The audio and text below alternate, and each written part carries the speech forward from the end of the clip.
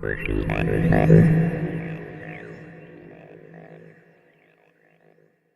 start off, I'm going to tell you about what I've learned about technologies from the process of constructing this product.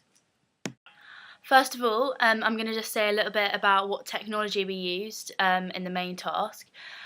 So first thing we were introduced to was the HD camcorder, and we used this to film the entire of our thriller opening. I think that the filming was the easiest part, so to say, since it was really straightforward, just like stopping and starting it.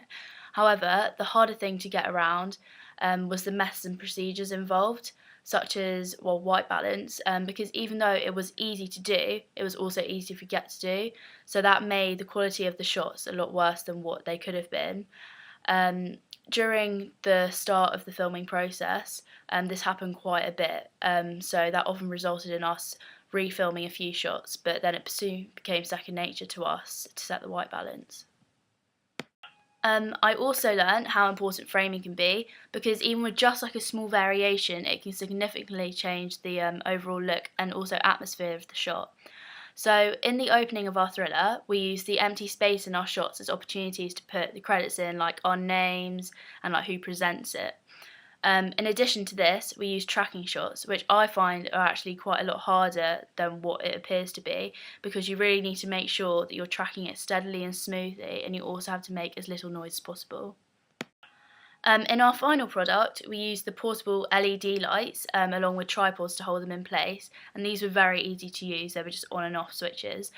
We were supplied with two, and they gave us enough power to shoot the indoor scenes.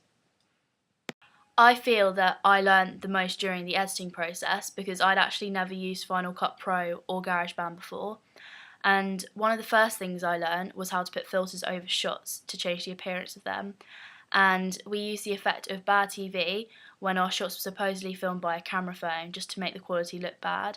And we also put this filter over which made it look like a CCTV shot for the ones where the protagonist is filming the kids outside. One of the most important things for us that we had to do was to show the passing of time. In the first few shots, which we filmed outdoors, we were really lucky, because as we moved to each location, it got a little bit darker and it showed in the camera, which we're really lucky about. However, with the indoor shots, we obviously couldn't use the outdoor lighting, so we had to show the passing of time by editing. A great example of this is the final part of our opening, where the man is researching, taking notes and adding to his evidence board.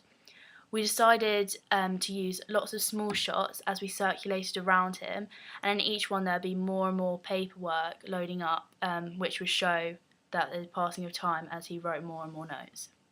The most major difficulty that me and my group had was the music, really, and the reason for that is the first one we chose was copyright, but we were unaware of this until we uploaded it onto YouTube, where it said that there was copyright involved. So luckily we spotted the fault as soon as we put it up, and we managed to find a non-copyright piece which fit into our piece even better, so we were really lucky.